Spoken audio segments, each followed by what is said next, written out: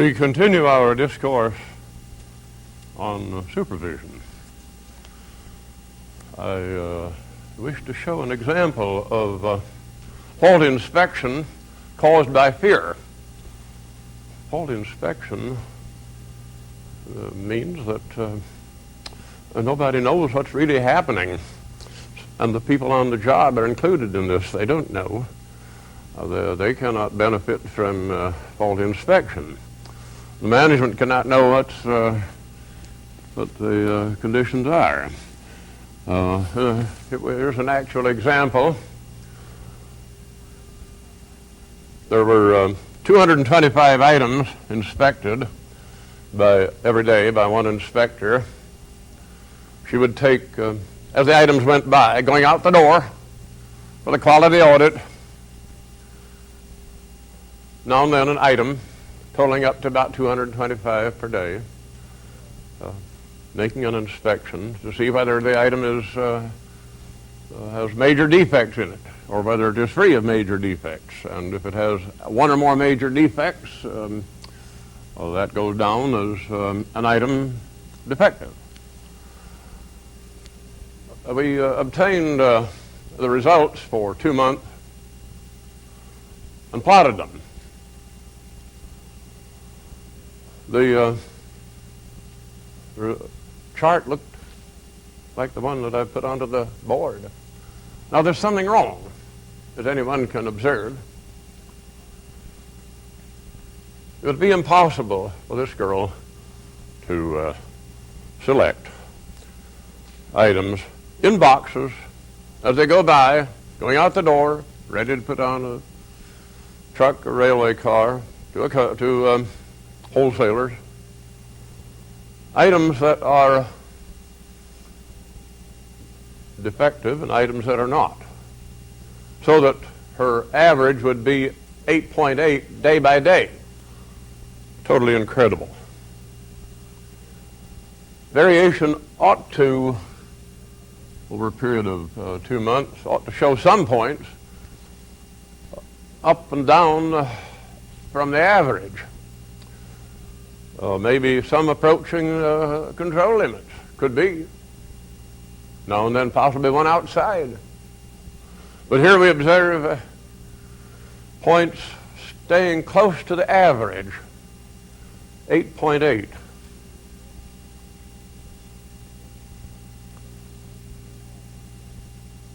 What's the explanation? How could that be? Impossible, as I said, for her to make selections so that out of 225 items inspected per day, selected and inspected per day, the average would always be 8.8 within very narrow limits. The explanation is fear. The explanation is faulty. Our conclusion is that the inspection is faulty, worthless. No good to anybody. No good to the management. No help to anybody on the job. And the explanation is fear. That's our explanation. This inspector was insecure. She could not do her job for the company. Could not work for the company. Could not do what was right. She had heard the rumor that the plant manager would close the place down and sweep it out if the proportion defective ever went up to 10% in any day. She made sure that this did not happen. She knew from school what happens to bearers of bad news, and she was not going to be a bearer of bad news. That's our explanation. The company's cleaned it up. Inspection is now totally different, worthwhile, serving some use to the management and the supervision. The moral is that it is worse than useless to plot data from inspection that are badly in error from any source, from fear, wrong instruments, or any other source. frustration of workers and deferred penalties for shipping out defective product are certain dividends of faulty inspection.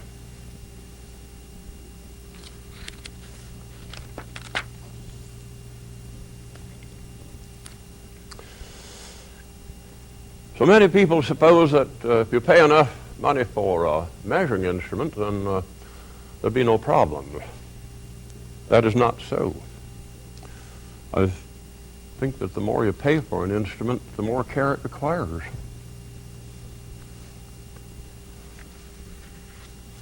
A test method must show statistical control. If you subject the same item over and over again for inspection, and I'm presuming that they have a non-destructive test, we should find that the test method is in statistical control. If not, well, then the method is simply not working, and the results are nigh useless, if not totally useless.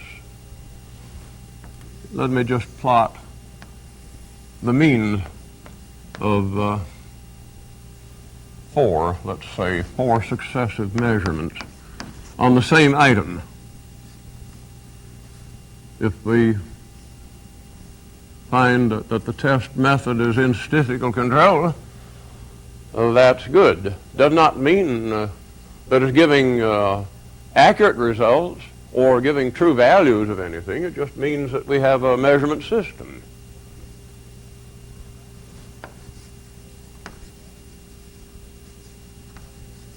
Let me draw another one.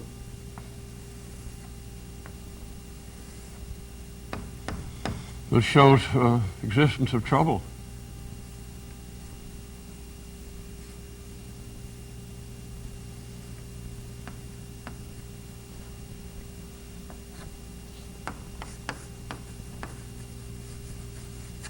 Something happened. The system is not in statistical control. The results cannot be used. No matter how much you paid for the instrument, you cannot use the results. You have to find out how to use the instrument.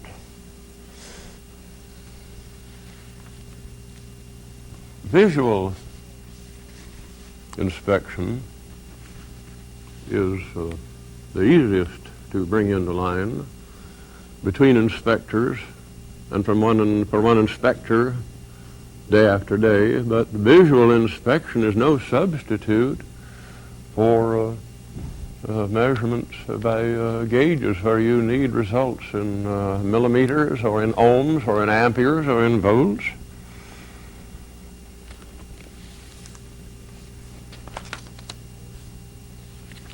This is not new. This has always been known. I learned it certainly working with General Simon at the Aberdeen Proving Ground in 1935, 36, and so on. He was not general then, but he was general later. Everybody knew it. Nothing new about it. The need to study your instruments. No precision, good or bad, can be ascribed to a test method unless instrument and observer, as a team, show statistical control. The upper chart shows statistical control. The lower one shows trouble.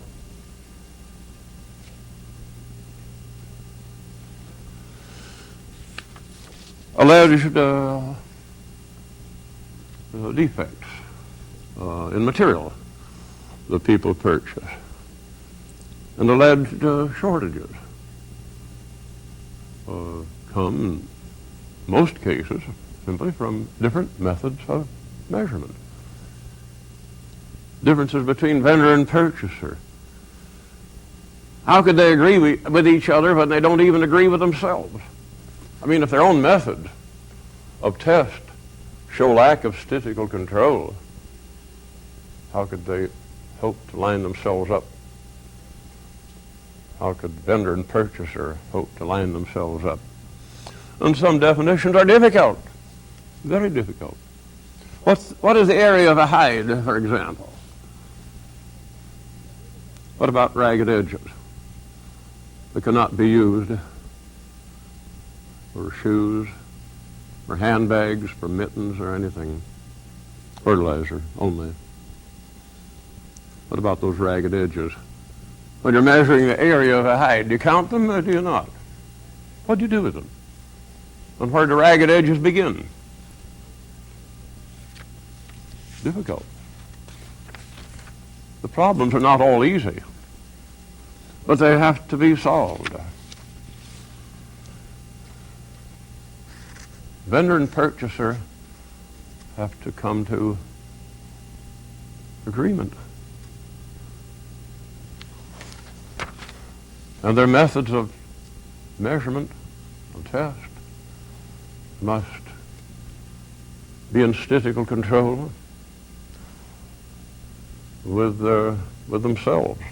I mean, the vendor requires his methods to be in statistical control, and the purchaser likewise. And they need to come to the same common definitions, operational definitions of what it is that they're trying to measure.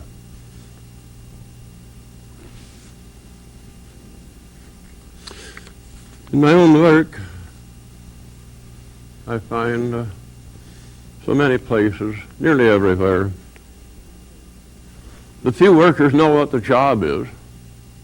One reason they can't find out is because what was right yesterday is wrong today. Faulty inspection. There are other reasons why, and I've alluded to those a number of times. Few inspectors understand either what the job is. We just had an example. No wonder production worker and inspector have disagreements now and then. Electronic testing equipment not doing the job. Passes an item 1 minute, rejected the next. Testing machines do not agree with each other. Vendor and purchaser do not agree. These are some of the problems that any statistician will find on the job.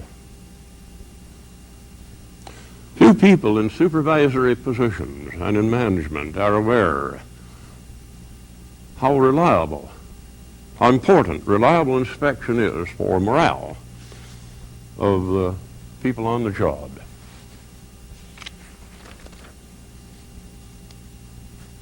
Let us take an example. There are 8 testing machines. They cost $125,000 apiece, $1 million for the 8. No, there's no problem about the cost. I mean, that ought to be enough money to get something. And the supposition was that, of course, when you pay that much money, everything must be all right. Well, let's see. Let's see about this. I wonder if they are. What about the records? What do you know about them? Have you ever subjected 100 items to the same machine next day and kept a record of how well it agrees with itself the day before? Have you ever sent 100 items through 2 machines to see how well they agree? If you have not, then you just don't know. Let's make a test. Here was a suggestion. That for 1 week, you rotate the items as they come off the production line. Here they come. To the 8 machines, 8 testing machines.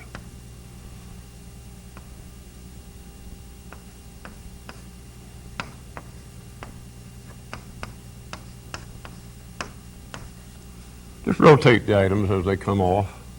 One goes here, the next one goes number 2, and the next one goes number 3, and so on.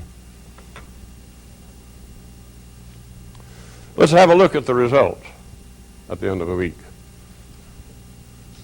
And here's what they found.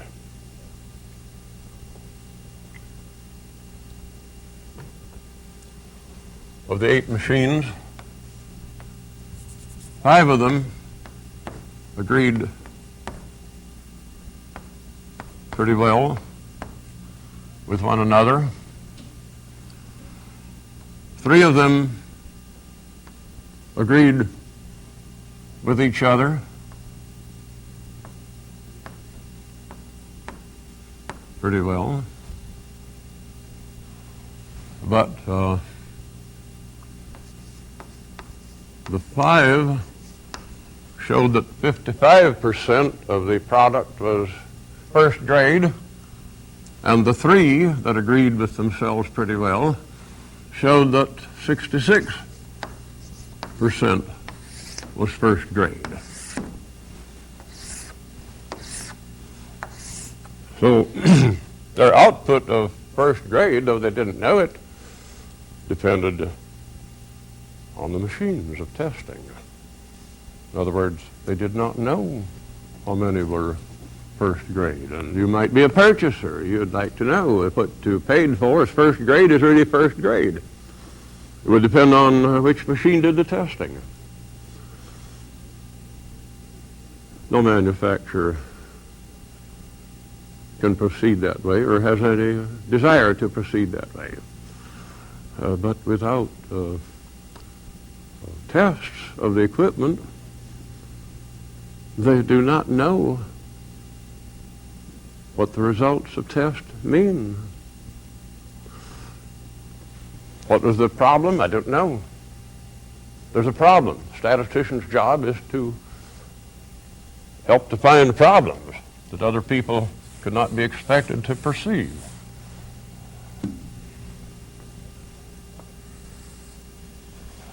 Were the 5 operated by one man and the other 3 by somebody else?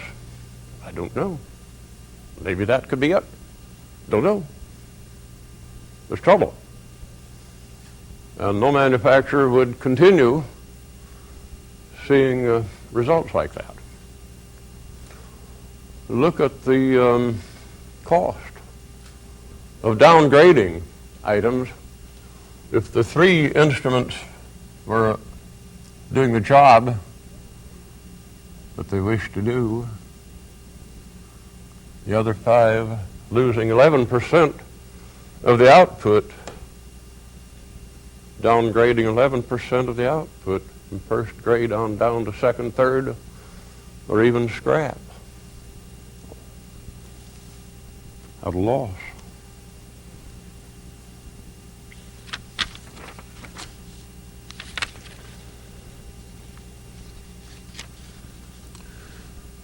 One can so easily just run a few items through the same machine and just take a look at the results. It's so simple.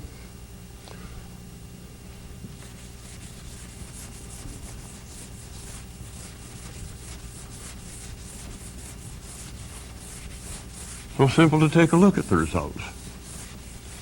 Instead of just showing them side by side, there are other ways. For example, one could show first inspection and second inspection, or this could be another instrument. The symbols don't care.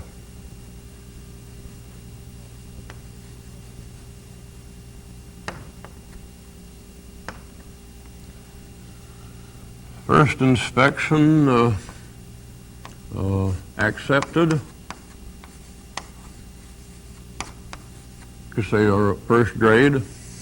Not accepted, that is not first grade.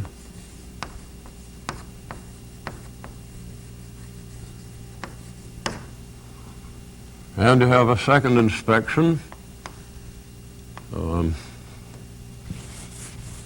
move that over a little.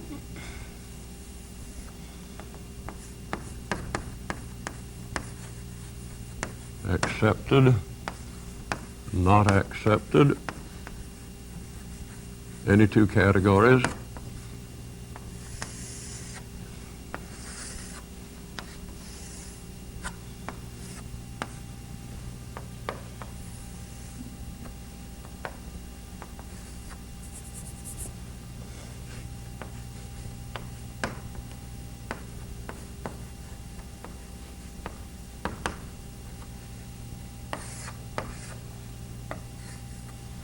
Now, If first and second inspections agree on an item, we would put the point in the upper left-hand corner.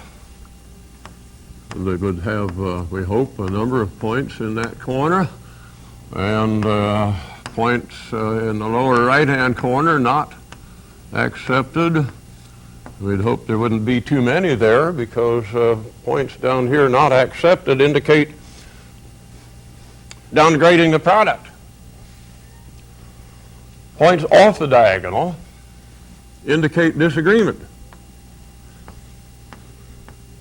No, it's so easy to run 100 items through an instrument, then tomorrow or next Wednesday, run them through again, plot the points. Takes 10 minutes once you have the results in hand. The cost is trifling. I know inspection costs money. What if it cost $1? $200, then it would be the cost of inspection. But without knowing anything about the reproducibility of the test, one does not know how to interpret the result. This is a 2x2 table. It's a very simple tool. One must decide in advance what is going to call acceptable. Test 100 items one day, 100 items another day. Decide in advance what you'll call sufficient agreement, what you'll call not sufficient agreement. You might say, we demand that the test be the same, first and second. Total agreement, no points off the diagonal. If that's a requirement, so it be it. You may say we can tolerate 2% of points off the diagonal. So let me make some erasures here, that we don't have quite so many. In that case, we'd have a cloud of points on the diagonal, and something like 2% of them off the diagonal. Now, 100 is not enough, of course, to give precise estimates, but if it isn't, run through another 100 or another 200, depending on what this is worth to you.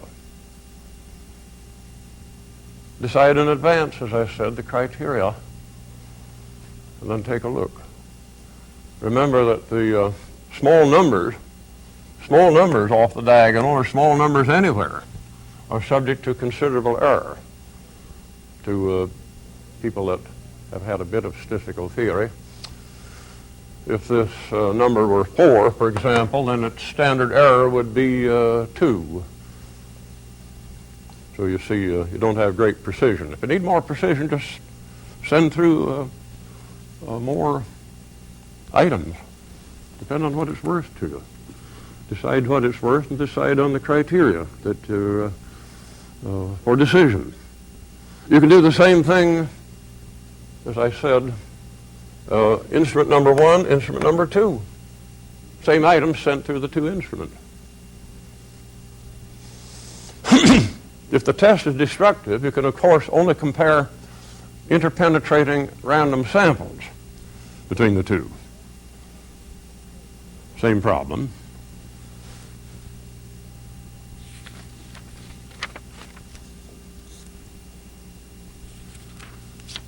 We saw an example earlier about faulty supervision from necessity to meet work standards, where the millwright said to the foreman that this bearing is getting warm. We ought to take care of it now before it freezes, and scores the shaft. Foreman could only think of his numbers. You have to get so many castings out today. Please, we mustn't stop now. And what actually happened was the bearing did freeze. It did score the shaft. And the whole line was down 4 days while they procured a new shaft from Baltimore. Why? Because people could see the results of inspection but could take no action. Not the right action. They could not work for the company. They could only hold a job or try to. Can you blame the foreman when that's his job to get out so many castings per day? There's rent to pay. And his job is to get them out. No excuses.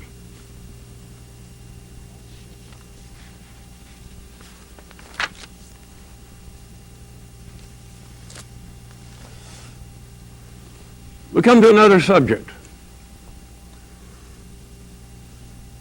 Quality. Quality and the consumer, I will call it. And the consumer is the judge of quality. He is the only judge that you care about. Unless you're an artist or a musician, you only try to satisfy yourself. That's the way to be a good artist. Satisfy yourself. But in rendering service and making a product for customers, for better material living, the customer will decide about the quality. There are several phases of quality. Quality is not easy to define. First of all, management's decision on specifications for the quality characteristics of parts, final product, performance, and service to offer now, today. That's one requirement. That's part of the job, certainly is.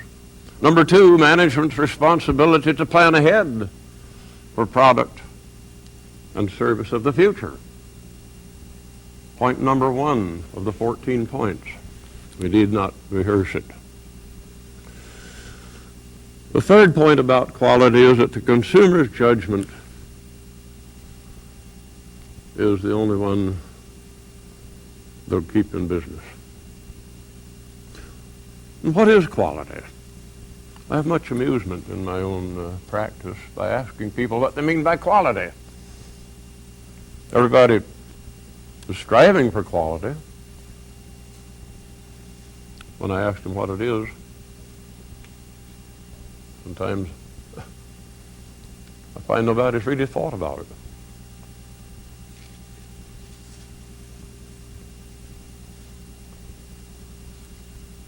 What would you mean by the quality of a shoe? Well, now what are you talking about? A man's shoe? Well, maybe. What constitutes quality of a man's shoe? How long it will wear? Well, that might make a difference. Whether it will take a shine, something else. All right, then straight away we conclude that the quality of any item or of any service has a number of scales, not just two, not just three. I can put two scales on the blackboard, X and Y, like that. I can indicate a third one, like that. But when it comes to 4 and 5 and 6 and 7, difficult to put all of them onto the blackboard at once. Quality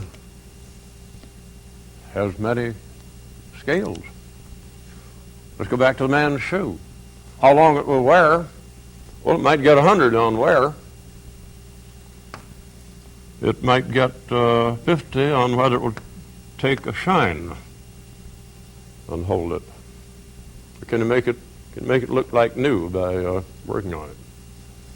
Maybe get 50, or maybe give it 100. Maybe you like it, satisfies you very much.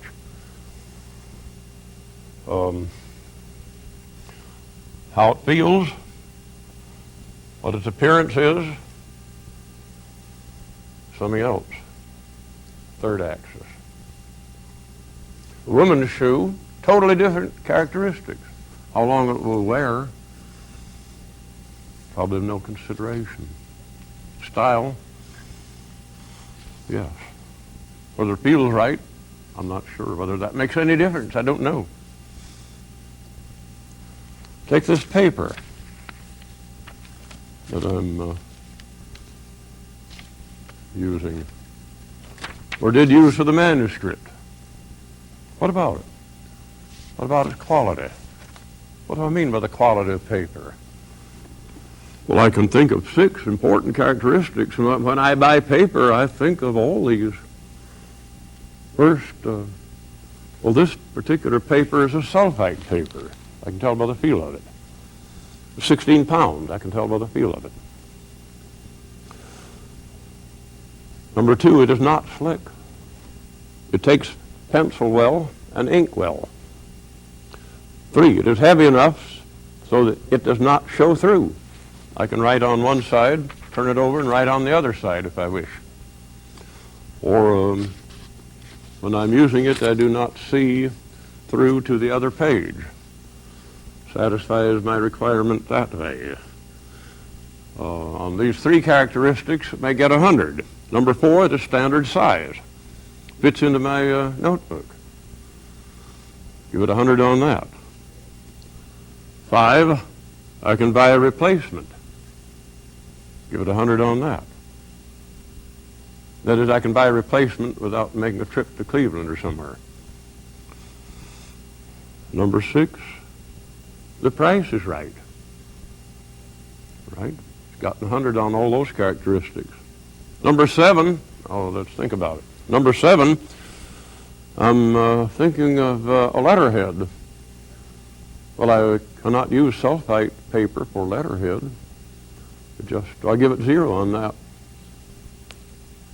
So I require one kind of paper for pen and ink, scratch paper, working out mathematics, rough draft, or anything. And I require another paper, another order for letterheads.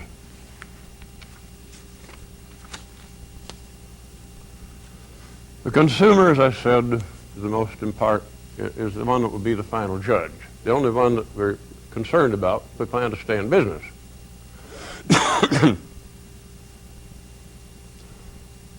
This was one of the important points that I taught the Japanese, the consumer. Materials come in, the importance of the consumer. Materials come in, they go through the process, and they go out to purchasers in Japan, America, Canada, maybe all over the world. And the consumer needed attention. To stand back a product. To realize that the consumer is the one that's going to keep the company in business. That was important in Japan in 1950.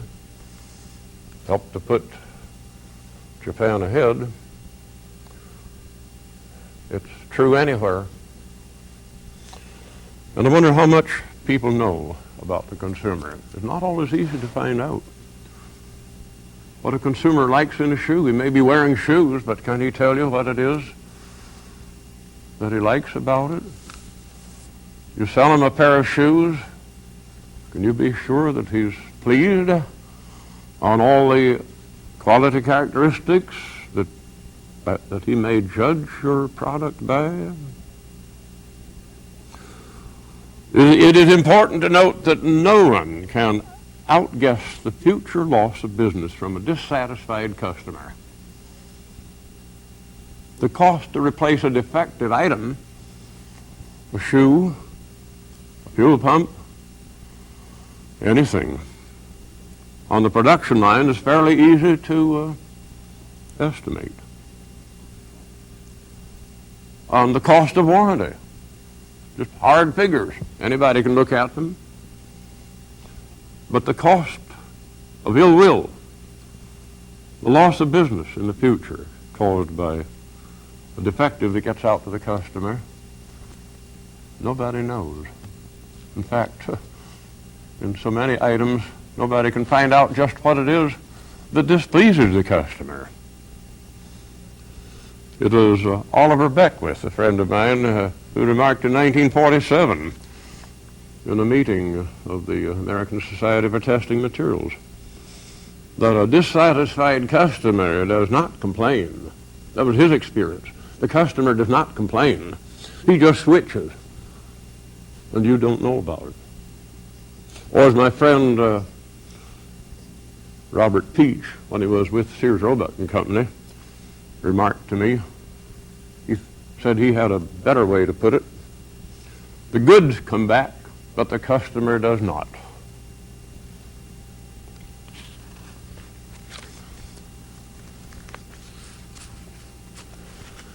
Some people judge quality, decide on purchase, that are not the consumers. We saw examples in my point number 3 of the 14 points, and point number 4.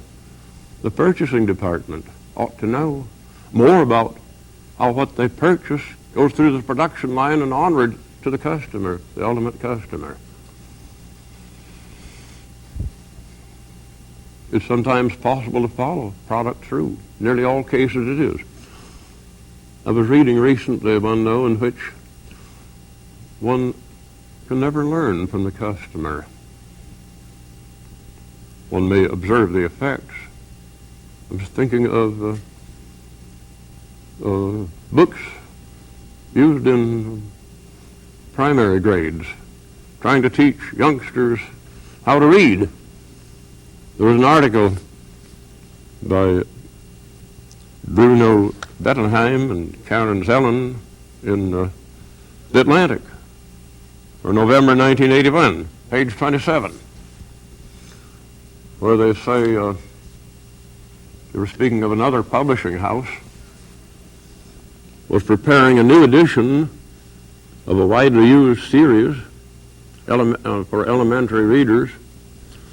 And one of us was asked to form a judgment to help them.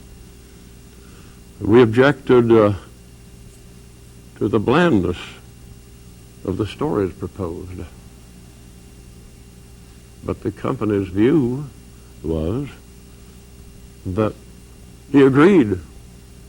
He agreed with us. The stories are bland. But he was obliged to keep in mind that neither children nor teachers buy the textbooks. They do not decide on the textbooks. School boards and superintendents do. And this is what they want. The effect may be that children don't know how to read, but they can do nothing about it. Now, what is quality? Or what makes quality? And what puts ideas into the consumer's head about what the quality is? I like to think of interaction of a lot of forces. And I recall this old Japanese poem. Is it the bell that rings? Is it the hammer that rings? Or is it the meeting of the two that rings the bell? I also remember a paragraph written by my friend Dr. Erwin Brose in his book Design for Decision. The purpose of studies in consumer preference is to adjust the product to the public. In studies of advertising, the purpose is to adjust the public to the product.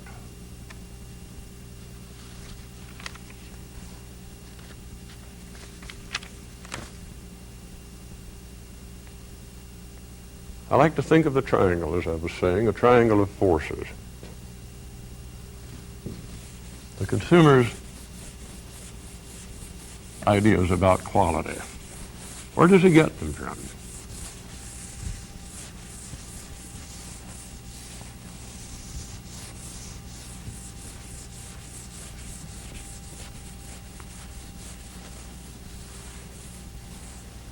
Well,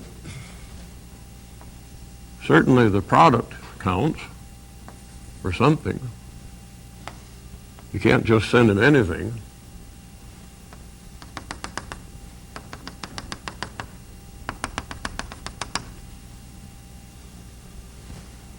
The product or the service that you offer. Your tests.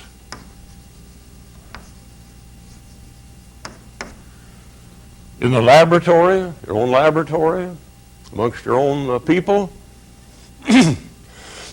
asking them to take some of this home or wear it, whatever it might be. Give us a report.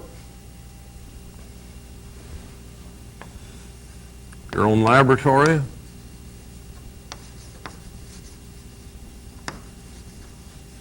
You put out some of the product to customers and keep track of his problems.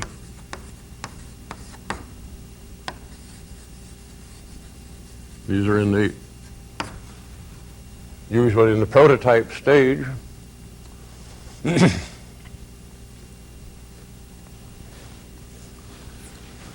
So the customer, he's the one that we're talking about, the customer or the user,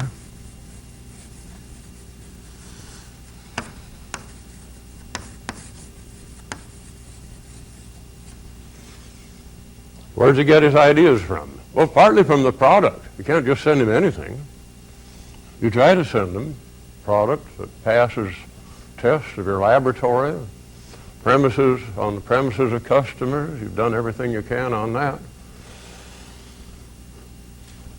What counts for the customer? Well, the way he uses the product is one thing.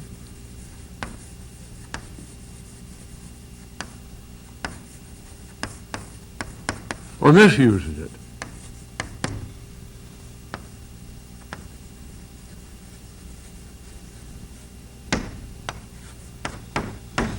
You may drive his automobile, keep on driving when it needs repair somewhere, and it can only get worse and get him into trouble, into a lot of expense.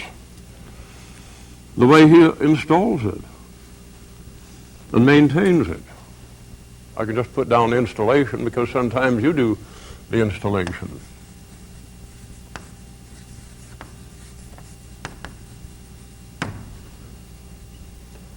Maintenance.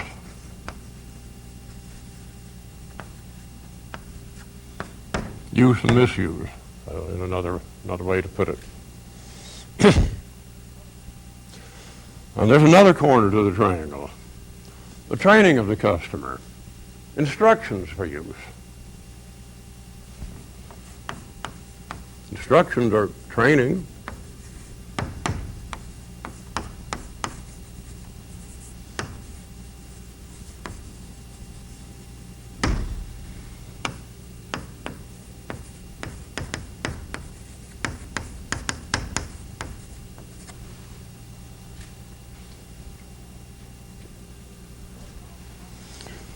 How about replacement of parts?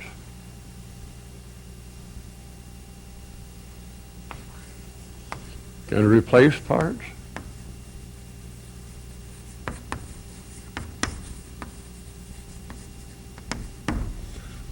Replacement of parts. Easy?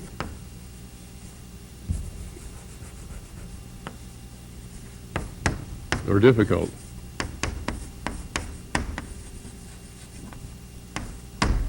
Which is it? Well, I wouldn't even buy a pencil if I couldn't buy new erasers for it without going to Cleveland to buy them, or new leads. I need to know if I can get replacements.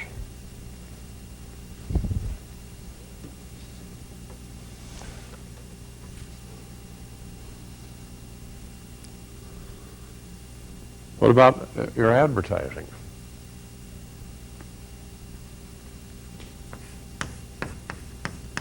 What'd you lead him to expect?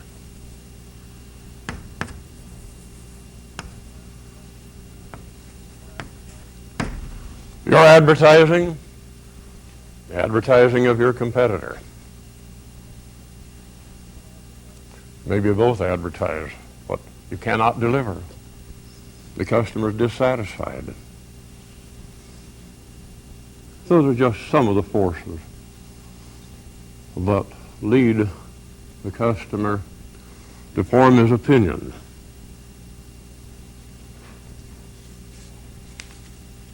Oh, the service that you offer. Say on a copier, a computer,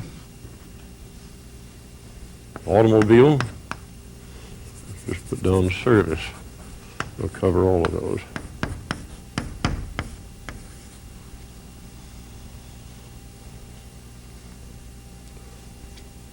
And it's so easy to get fooled. There was a survey carried out by a concern that makes microwave ovens. And they thought, well, the people that they interviewed were shops that make repairs on microwave ovens. And they came off, they thought very well, because most of the repairmen said that this brand is the easiest one to repair. A little investigation showed that the dealers were not answering that question at all. They rated some other brands low on ease of repair because they could not get parts for those ovens. And if you can't get parts, you can't repair it. What they meant it's not that this is easy to repair, not this brand easy to repair. We can get parts for it. If we can get the parts, we can repair it. If we can't get the parts, we cannot.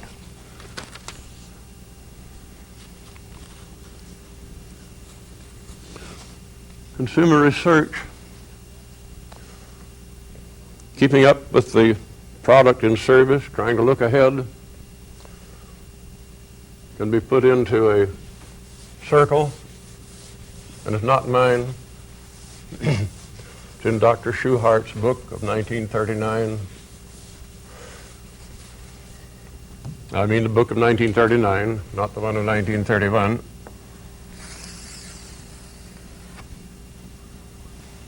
Step number 1, design a product. Number 2, make it.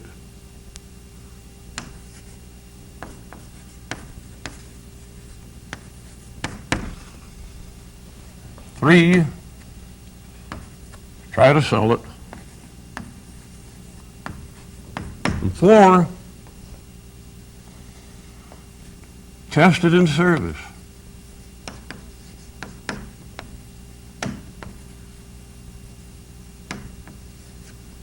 How is it meeting the needs of the customer? And 5, same as 1. Only 5 is redesign.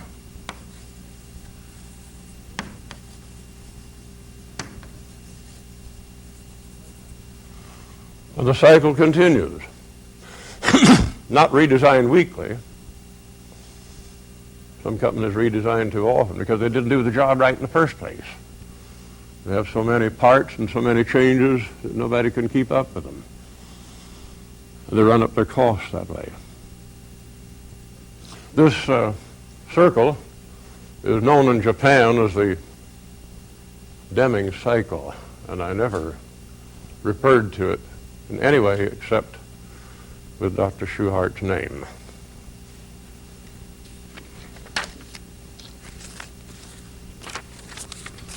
Now we can talk about quality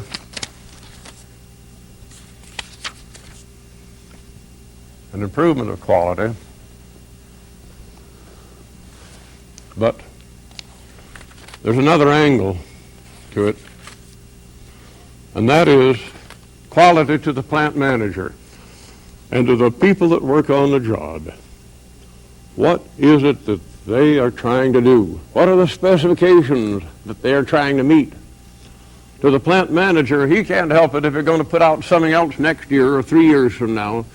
He needs to know what it is that he must do now. And the people on the job that we've been talking about, when they're talking about inspection and trying to help people on the job and avoid ways that make it difficult for people on the job. They have a job to do today. They have to know what the job is today, not what it's going to be next year, or 3 years from now, or 5 years from now. What is it? What is quality today? What are we? What's our job? What is our job?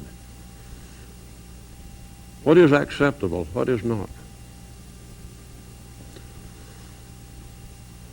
Specifications for today have to be meaningful to the plant manager.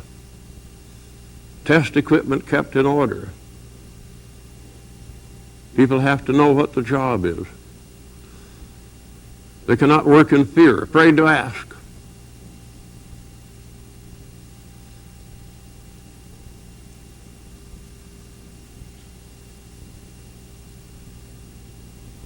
They must not be afraid to report equipment that's out of order. You see, this millwright reported that this bearing is getting warm. Nothing happened. The reason is so clear, but nothing happened. He's not going to report a bearing getting warm or other troubles. 3 or 4 times, that's enough. Nothing happens. So he gives up. Nobody likes to be a troublemaker. So people report equipment out of order. A few times they do. No more. If nothing happens. Materials not fit to use. Can't really do the job right with these materials. People complain about it a few times. No more, unless something happens. See how important management's job is to realize that people on the job are part of the system. They need to, the environment needs to be such that they can work for the company without fear.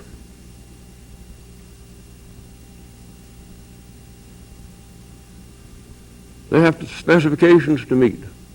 And how can they meet them with defective materials or equipment out of order?